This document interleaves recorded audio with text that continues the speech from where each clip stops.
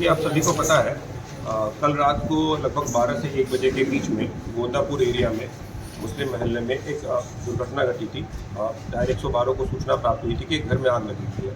तुरंत अग्निशमन के साथ डायल 112 की टीम पहुंची थी और आग को बुझा दिया गया था। फर्दर जब हम लोगों के द्वारा निरीक्षण किया गया घटनास्थल का, तो पाया गया कि यह एक विस्फोट की घटना है। इसमें किसी न किसी तरीके का या तो सिलेंडर का विस्फोट हुआ है या फिर किसी भी चीज़ का विस्फोट हुआ है।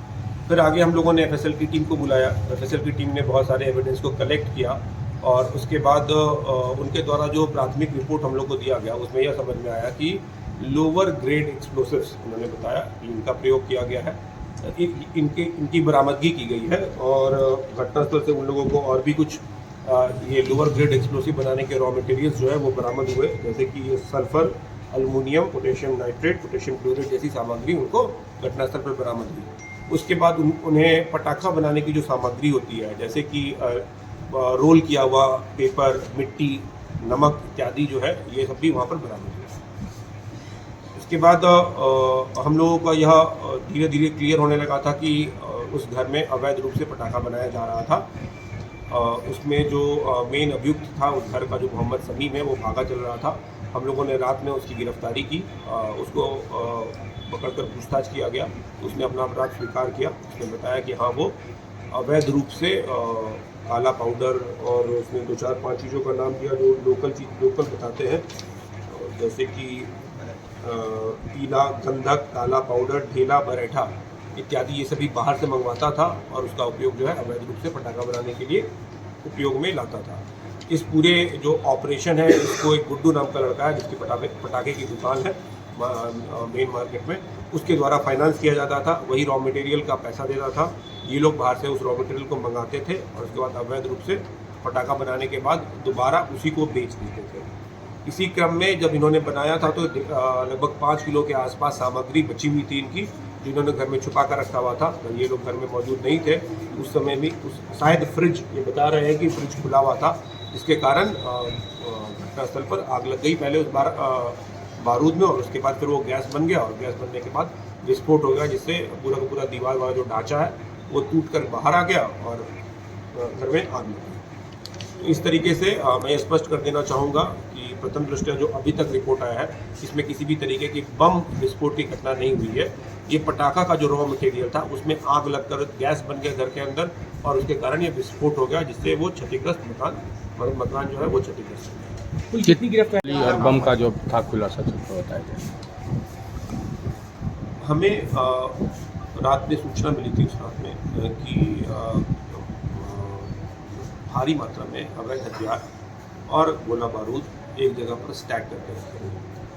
इस सूचना के जब मुझे ये सूचना प्राप्त हुई तो मैंने एक स्पेशल टीम बनाया, जिसमें DIO के मेंबर्स, SDPO रजौली, थानाध्यक्ष अकबरपुर, थानाध्यक्ष निंदारगंज, इन सभी को उस टीम में शामिल करते हुए रेड करने की सलाह दी। इन लोगों ने सूचना के सत्यापन के दौरान एक प्रीमाइसेस में रेड किया।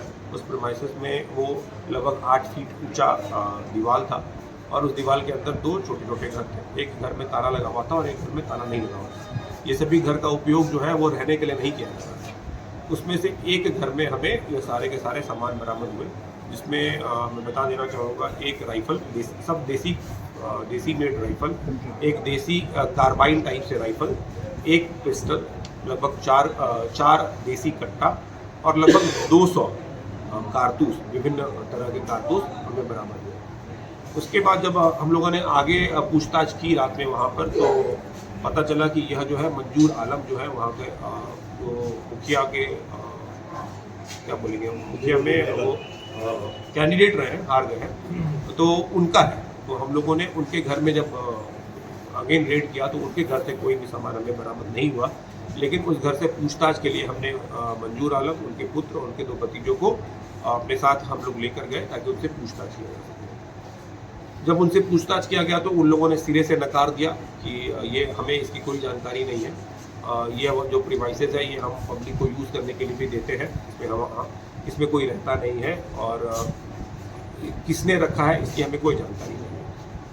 उनकी बातों पर सीधा विश्वास ना करके हमने उनकी बात जब हमने सुनी तो फिर हमें थोड़ा सा डाउट क्रिएट हुआ हमारे मन में।